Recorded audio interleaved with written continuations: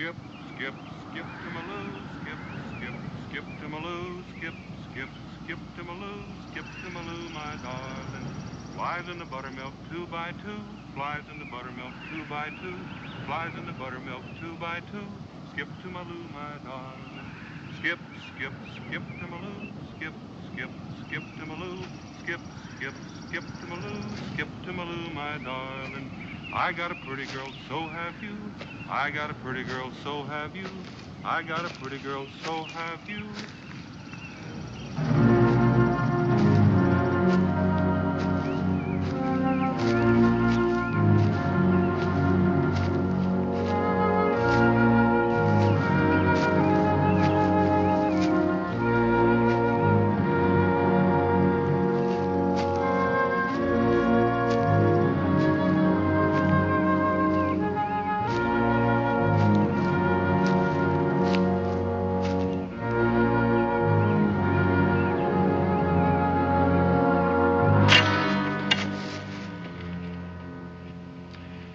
Entire patrol slaughtered. Every last man dead. In all my years of soldiering, nothing like this has ever happened to a unit under my command. I intend to see that it won't happen again. I wouldn't be too sure of that, General. If you don't want more men killed, don't send out more patrols. Chief Kampowitz is a very smart general. And you think he was responsible? That'd be my guess. That's a Wyandotte Lance. Kampowitz. A military genius, a superb strategist. Boone, you know him. Where did he learn the art? Well, he's a product of his times, General. He's mainly interested in survival, so he adapts. You admire him, don't you? Haven't seen him in many years, but he's a good man to have as a friend. A bad one to have as an enemy. Well, you don't choose an enemy, General. You make one.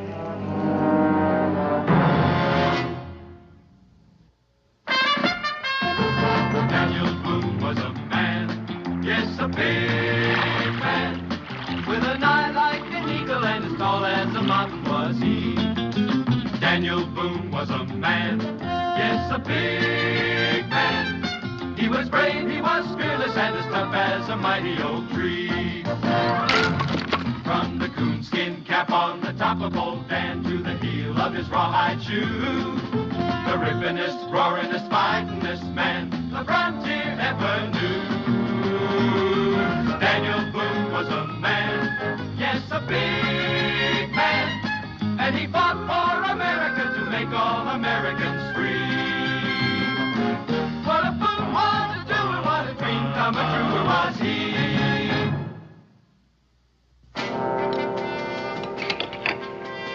Well, of course, we welcome all the help we can get. And I know your reputation as a woodsman, but I wonder if you'd mind explaining exactly in what capacity you're here. Well, as a matter of fact, Major, I'm kind of curious about that myself. No, what I meant was, is it official or unofficial? Colonel Boone's mission is strictly unofficial. He's here at my specific request. Oh, then perhaps I should have asked if it's entirely confidential. Hardly. That's why I asked you gentlemen here to dine with me this evening. Let's have a little plain, unvarnished truth.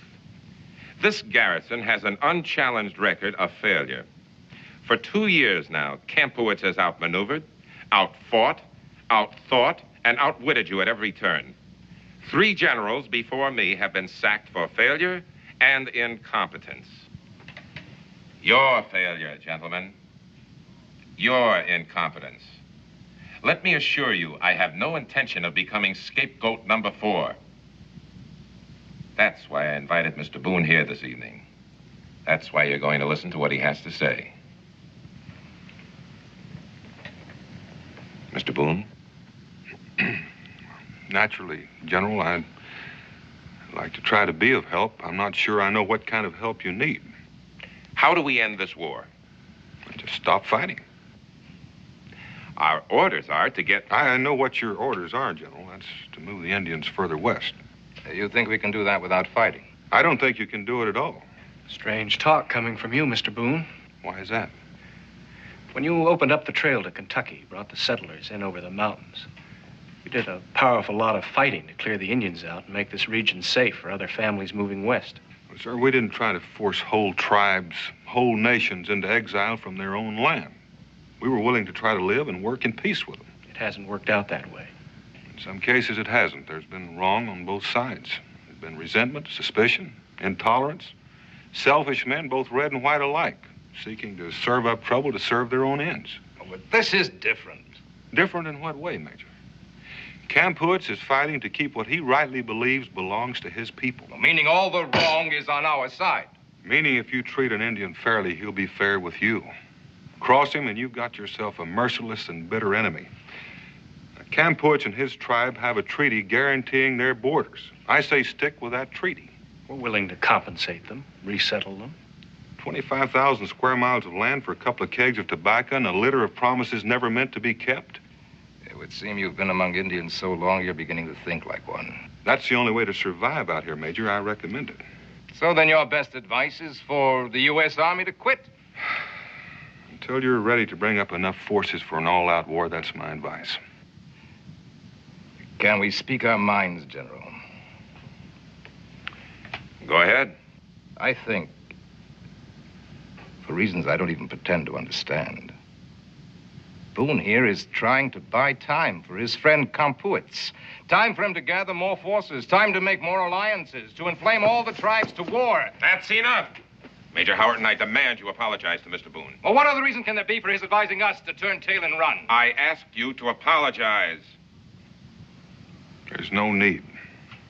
It's pretty plain my way of thinking is not the military way of thinking, and there's nothing I can do about that. So, if you'll excuse me, gentlemen.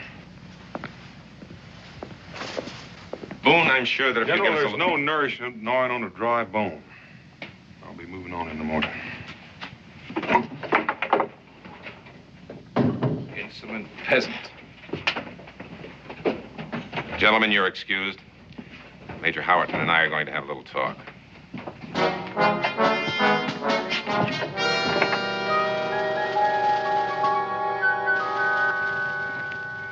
Mr. Boone, I've come to ask your pardon for the remarks I made at dinner. Well, they were completely unfounded. I was extremely rude, I'm afraid. I let my temper get the best of my good judgment. I'm sorry. Well, that's all right, Major. I was a little rough on the Army, too. Then my apologies accepted. Very accepted. Thank you, Mr. Boone. Good night. Good night. General. Major. I'm glad you and the Major made your peace. On your orders, General? No. He was genuinely sorry when his temper cooled. Then no harm is done. Oh, I guess the fault was mine, really. I should have explained to him more fully why I sent for you before we had our discussion. Well, now that you've brought it up, why did you send for me, General? Boone, what do you see outside those gates? I see land, not for all of us, for red and white alike. That's all you see? The land? Well, what else is there? I suppose that depends largely on your point of view. Well, what do you see, General? Something entirely different. 35 years of soldiering and everything I've ever fought for, Boone. Oh, I admit to being selfish. But the only thing that lies out there for me is either failure or success. If your success depends on beating Campowitz, you've got a long, rough road to hoe. Not beating him, Boone. Just reaching an understanding with him. I agree with you. This bloodshed is tragically senseless. It must be stopped. I've been sent out here to stop it. Boone, I'll tell you something my staff doesn't even know. I have plenipotentiary power to reach an agreement with Campowitz to stop this fighting. Now, if you're talking about another treaty, I don't think he's going to listen. I have a plan. What does Campowitz want? Be left alone, I suspect. And all the government wants is passage through this land to the Mississippi. A trail, a corridor. He can keep his hunting ground. His people will be safe. Nobody will intrude upon them. The government absolutely guarantees it. Well, that's an interesting proposition. I know I can convince him of our sincerity if I can meet him and talk to him face to face, man to man. It's the only way.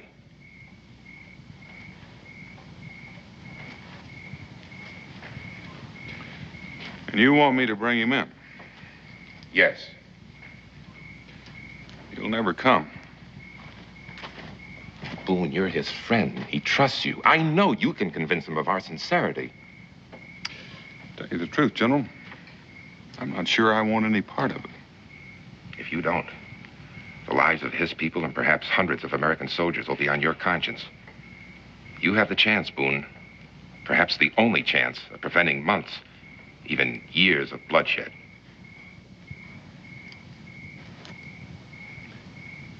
Do you guarantee his safety? On my honor as an officer. He can come and go as he pleases.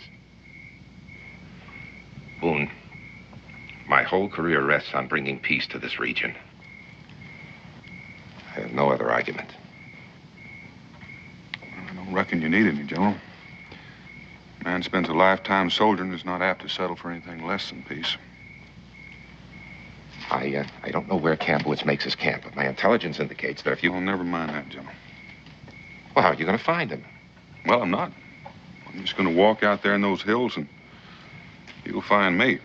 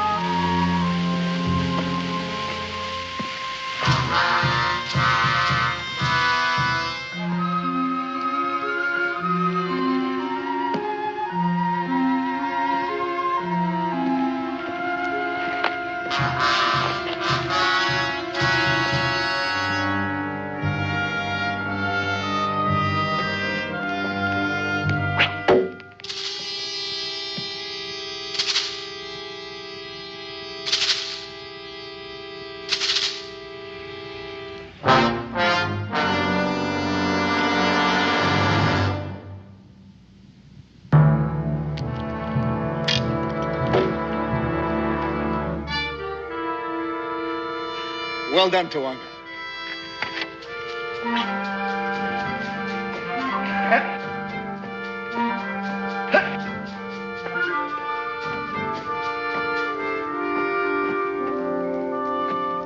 The boy handles the bow with grace and power. Could his father's son do less? She's beautiful as a rosebud. Could her mother's daughter be less?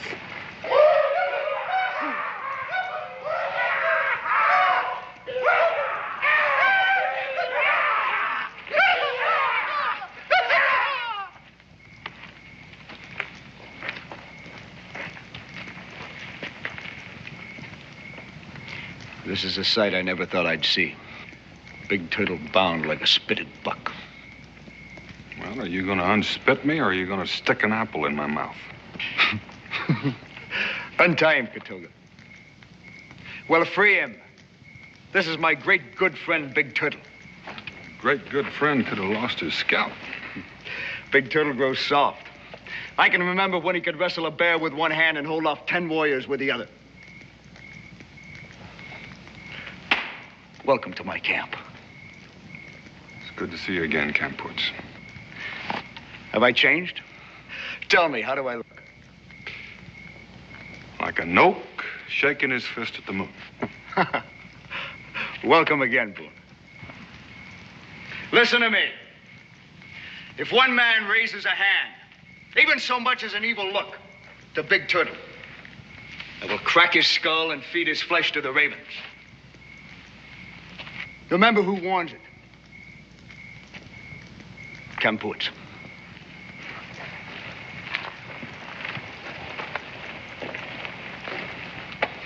Tawanga, this is my good friend, Big Turtle. Come take his hand.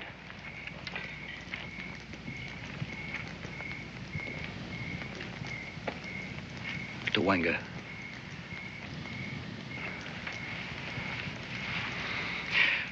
He has never been this close to a white before. This is my woman, Miranda. Bujunichi. First a boy, and then a girl. A very obedient woman. This is Daniel Boone, Big Turtle. Fetch food and robes. What we have, he shares.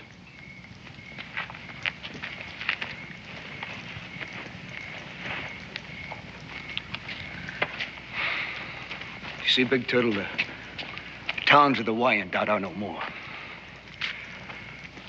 The fields we planted, our great harvest no more. We've become wanderers, nomads of the forest. We've lost everything in this war.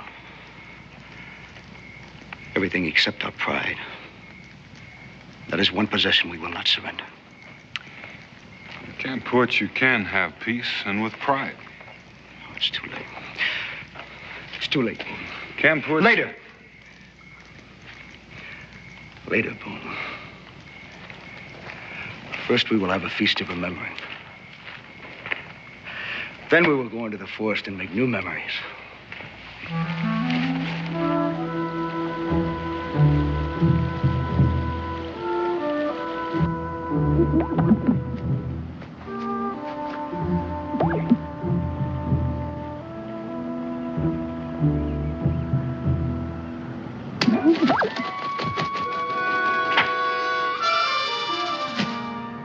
It's good shooting, Tawanga. Twanga does not want your praise.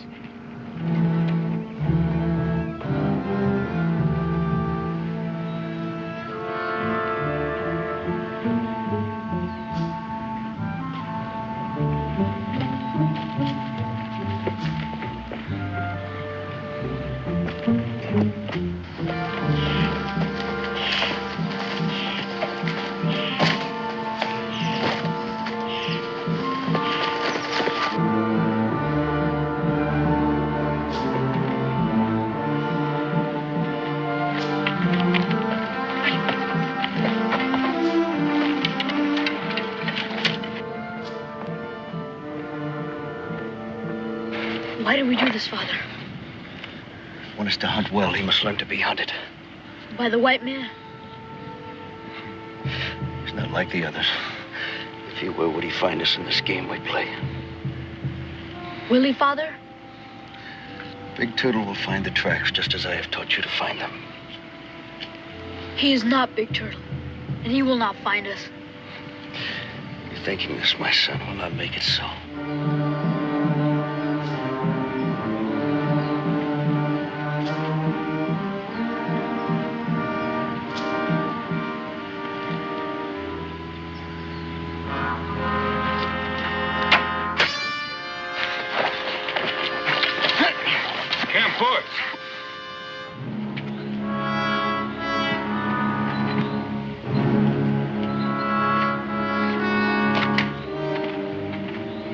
Punish him for learning his lessons too good? You were different. He was commanded to show you friendship. I'm white, to be distrusted like all the others. You're angry, my friend. You know there can be no friendship without trust. You've asked Tawanga to be my friend. Let me earn that right.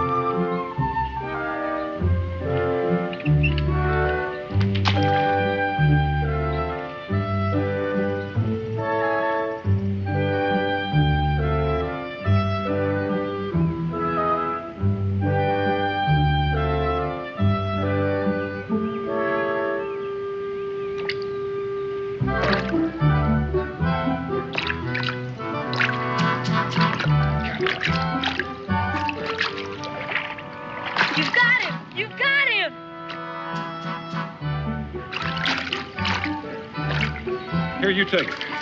Come on, take it. Keep some tension on there. Keep him tight. Play him in. Here, go. Slowly. I did it! I did it! Sure did. You're a born fisherman. You see this little baby in a skillet. Why don't you take him up here to your paw and let him see him? Here you go. Why don't you just keep that pole? I'll see if I can get you some more hooks. Wanga's very grateful to Big Turtle.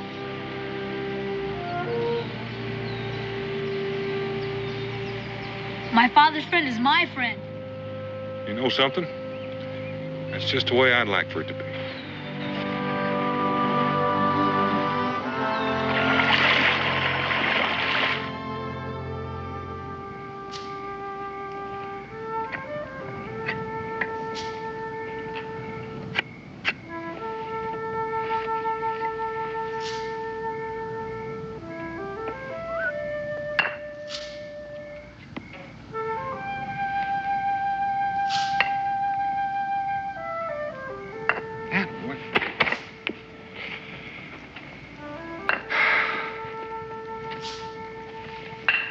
You're getting the hang of it. Now we will talk. You have made a long journey and taken much risk. What word did you bring to Camp Woods? Words of peace. I have tasted the white man's peace. I have no stomach for it. You know you can't win this war, Camp Woods. For 2 years we have fought, and my people still have the land. But where are the whites? The whites are behind the stockade at Fort King, beaten, fearful, and imprisoned. For the time being. But sooner or later, they'll reinforce. More companies, an army. We'll meet them all. And there'll be cannon and cavalry.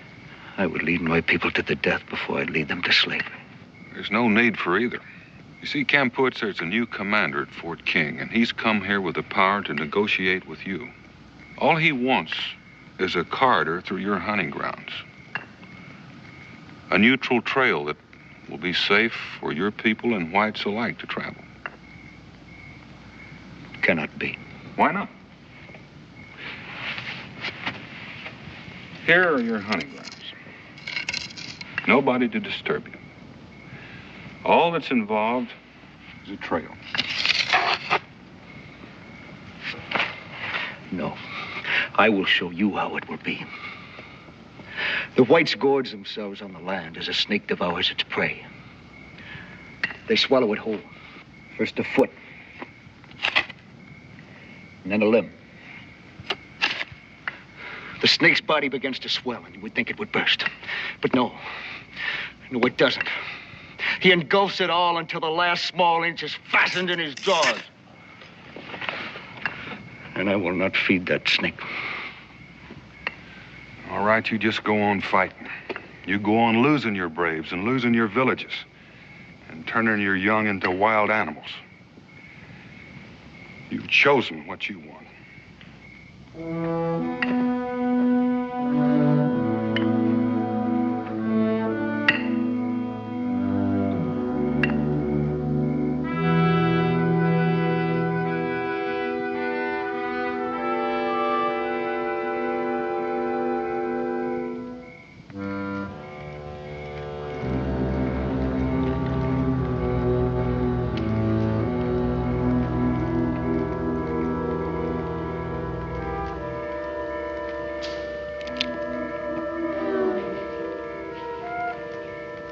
My father makes medicine.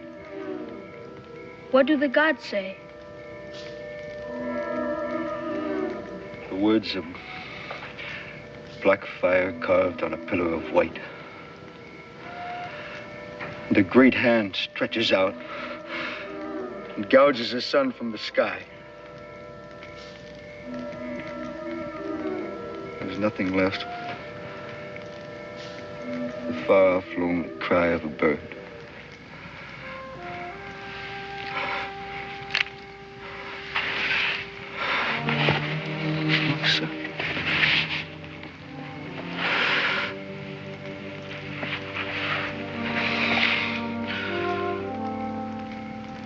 Go to sleep, my son.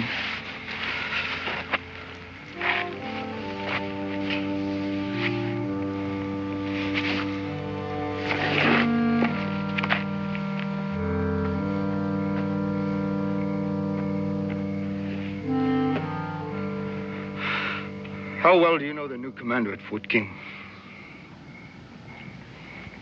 Not well. Well, then what makes you think he can be trusted? Because he's an ambitious man. He wants power and position. To gain both, he has to have your support. If you were in my place, would you go? I think I'd take any chance to protect my people, to prevent more killing.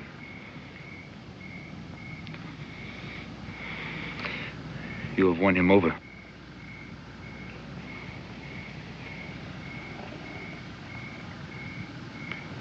How about you? I want him to be free. How long do you think he's going to live to enjoy your kind of freedom? I will go. But only because you say I must.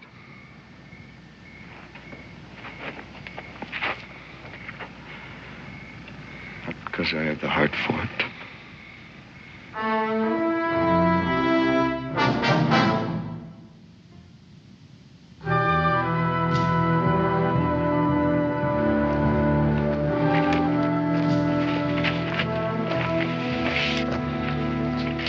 Who will lead us if you do not return, Kampuits?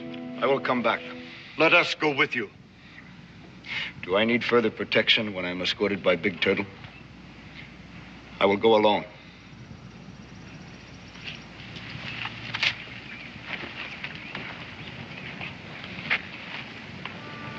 Though the wind may grieve for you, my husband, it is a foolish wind. Yes, this we know. Hunt well, my son.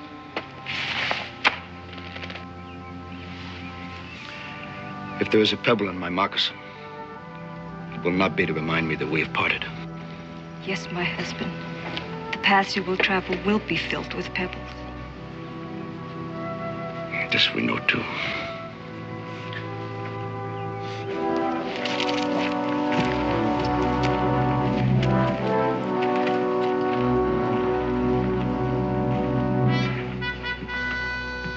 You still expect them, huh? You're a man of small faith, Major. I tell you, he went to warn Kampowitz.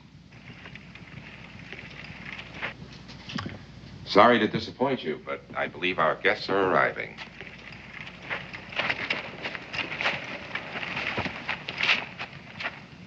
General's compliments, Mr. Boone. He'd like to see you in his office.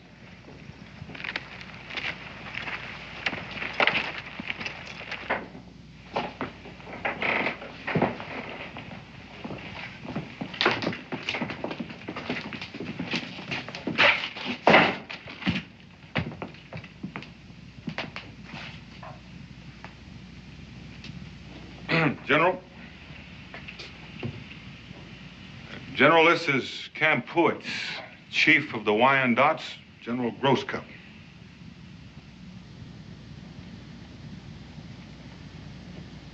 So this is the bloodthirsty savage who's been waging war against us. General, I told Kampuits... I have no idea what Boone has told you.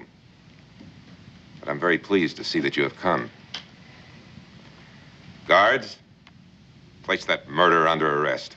Hold it, Boone. I assure you I'll have no hesitancy about using this. Get that savage out of here. I will walk alone.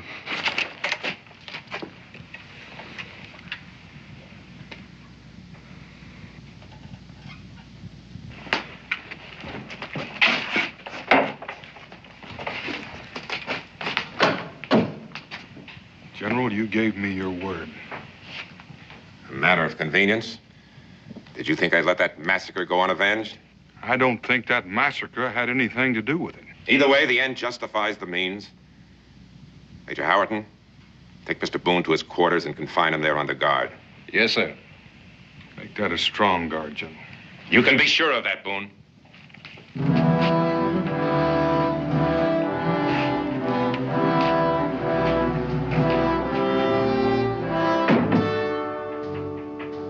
Yes, come in. Dispatches from the War Department.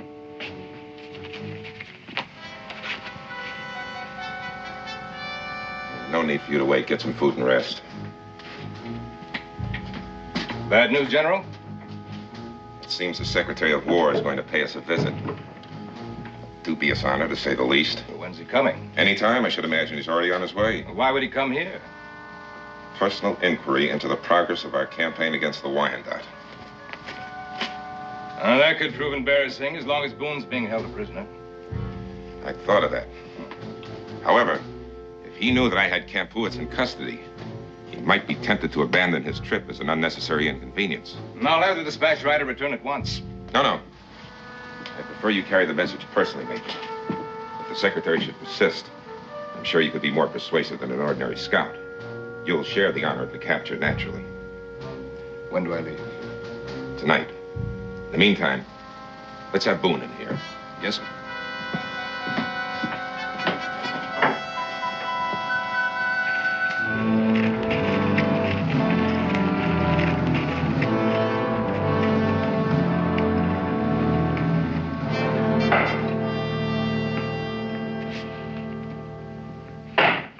Boone, sit down, won't you? I'm a little particular about who I sit down with. And may I offer you a drink? The same goes for drinking as sitting down. I'd hoped that by this time you'd have cooled down a bit, but no matter. You won't get away with this. You know that, don't you? I already have, Mr. Boone. General, you're a fool. Do you think Kampuitz stands alone? You mean the Wyandotte? What are they without a leader? You see, Boone, what you consider treachery is really an act of mercy on my part. By capturing Kampuitz, I dare say I saved 1,000 lives or more. Without him, the Indians are leaderless, but still alive. I wasn't talking about just the Indians. Surely you don't mean the white man. There's good land out there. You said so yourself. I said there was enough for all of us, and I know some people who would agree with me. And I know more who wouldn't. They want that land. I made it possible for them to get it without any interference. I don't think you'd be a hero to them, General, if they knew how you went about it. Outside of you, Major Howard, and myself, all anyone knows is I accepted Kampuitz's surrender.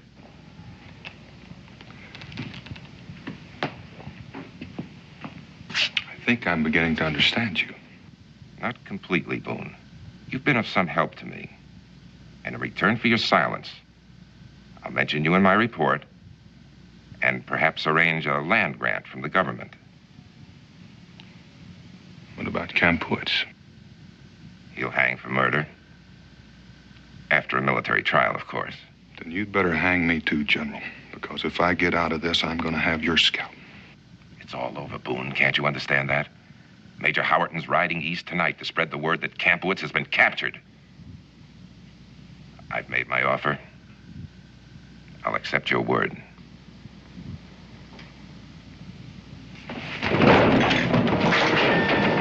Guard!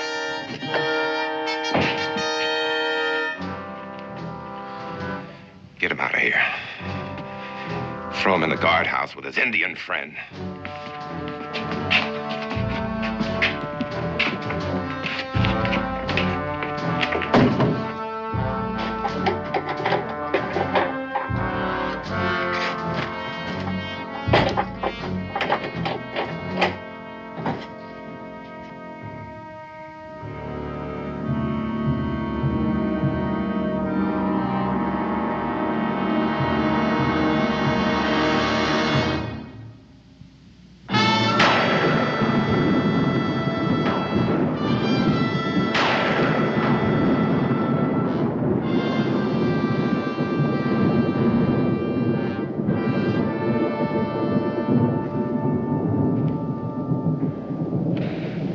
Say it. Say I was a fool.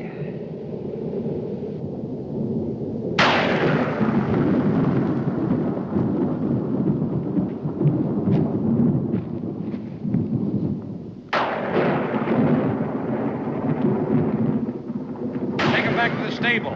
Major Howerton doesn't want to get caught when the storm lets loose.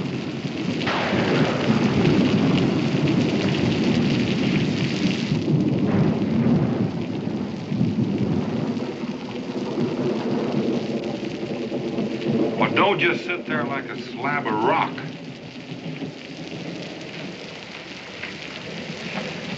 All right, say it.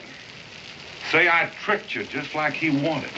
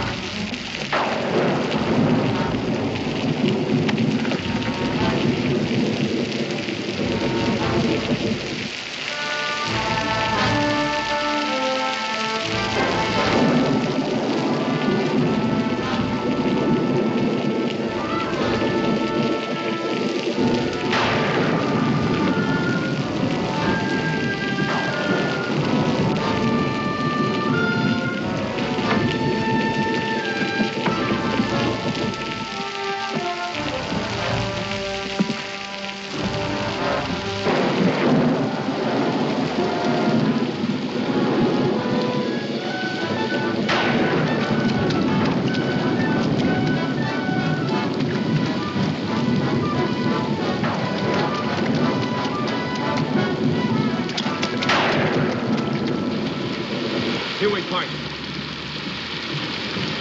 You do? There will be no more treaties. No more flags of truce. We'll meet again? No. But on certain nights, when the hunt has been good, and I sit by the rich blaze of a birchwood fire, and all is quiet, and all is peace, I will think of Big Turtle. And I will say that he was not of one color or another color. I will say that he was my good great friend.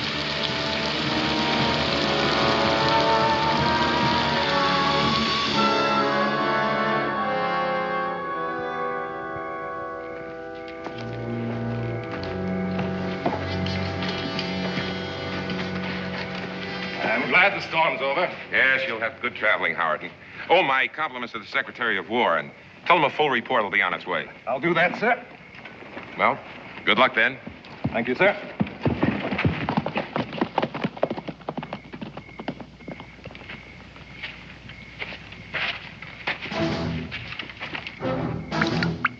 General! General! Well, what is it? Prisoners, sir, they're gone. The what? They tunneled out. Major! Major Howerton! Major Howerton! General Grosscup. You're wasting your breath, sir. He's too long gone to hear you now. Assemble your men, Lieutenant. The prisoners have escaped. I want a search party out in 15 minutes. Yes, sir.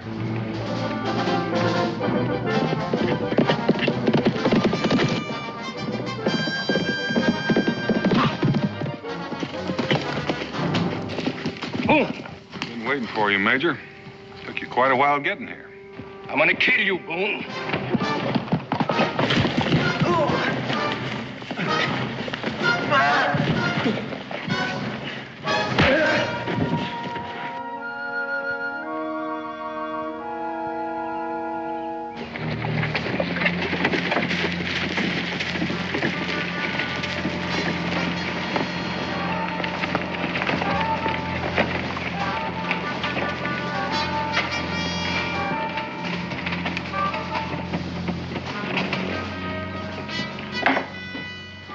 Secretary of War has just arrived, sir.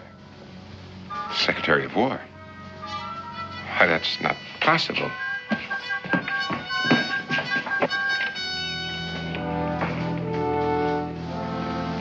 Secretary, I hardly expected you so soon. It's quite all right. It's quite all right. You look tired, sir. I'll arrange quarters for you, and after you've had some rest... Later, General, later. Incidentally, I ran across a mutual friend along the way.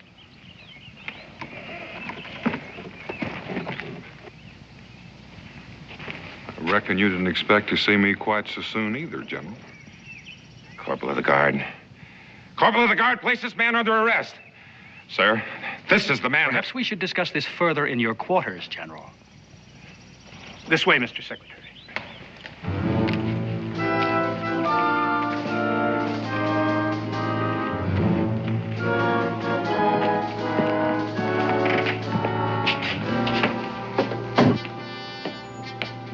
You will be interested to know, General, that your Tribune, Major What's-His-Name, thanks to Mr. Boone, has just had a very short and unproductive journey. He is not going to spread the joyous news of your victory over Campuits from the mountains to the sea. No, sir, he is not. By my orders, he is now being conducted to Fort Marcy, where he will remain on ice until his tail congeals. Sir, my intentions... You will not interrupt, General. That's a serious breach of military etiquette. Which brings me to point number 2. Breach of military etiquette. Mr. Boone has given me a complete account of your so-called capture of Campuits. In all my years as a soldier, in all my experience, both in and out of uniform, I know of nothing so degrading to the uniform you wear or the country you purport to represent as this flagrant violation of the sanctity of a flag of truce. What was in your mind, sir? What made you think your government would condone your treachery? My orders were to resettle the Wyandot. Campuits is their leader, constantly stirring up trouble. General, when you get a thorn in your foot, you don't help it by burning down the bush. As Secretary of War, I officially disavow your action. As a fellow officer, I am humiliated. If it were possible, I'd have a court convened today, and I have no doubt they'd vote to have you hanged. If it were within my province, I'd hang you myself. But failing that, I intend to strip you of all rank, pending a hearing before a military tribunal. In the meantime, you'll be confined to quarters under guard.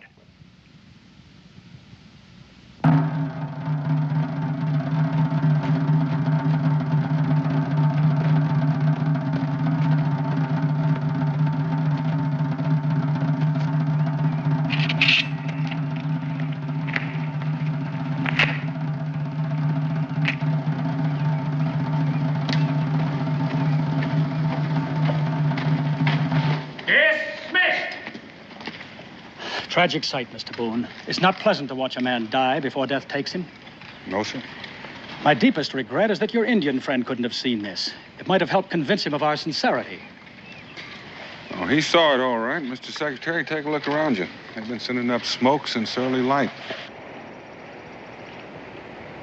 What's your recommendation, Mr. Boone? Mr. Secretary, I figure it's our turn. Our turn for what? Walk out there carrying a flag of truce. I figure Campuits is still a man of honor.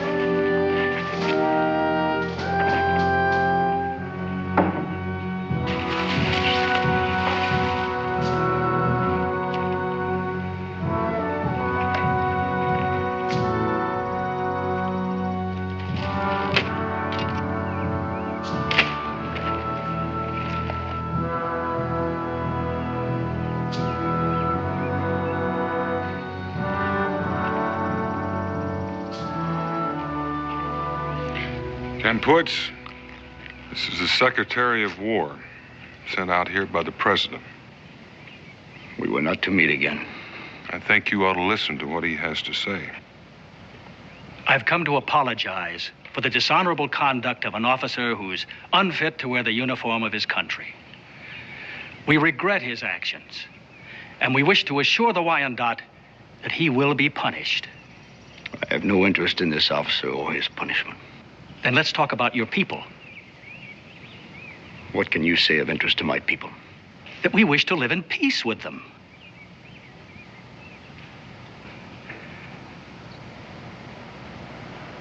I will talk to you. All we ask is that there be a treaty granting us passage through your land to the Great River.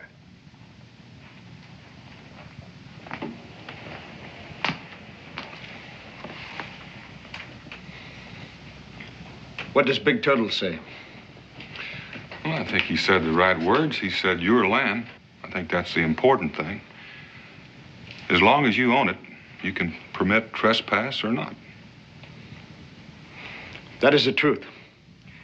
It will be the land of the Wyandot. But we will let the white people pass through on their way to the Great River. So long as they come in peace. So long as they do not settle. Is that understood? That's all we ask. I will give my word for my people. And I give you mine in return. I would say one more thing. If the white man means to keep his word, what is the need of the soldiers? What is the need of this fort? You ask us to abandon this fort and withdraw all soldiers from this territory? It will show me that you do not lie. I think he has a point, Mr. Secretary. You drive a hard bargain. Is it agreed? It is agreed. We will evacuate this post immediately. We will send no more soldiers to the land of the Wyandot. Then we will live in peace.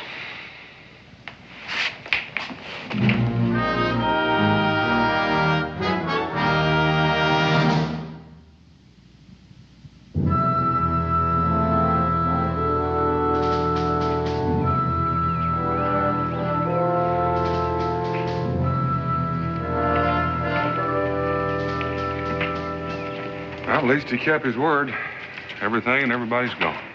And I will keep mine. And Tawanga after me. Oh, I almost forgot.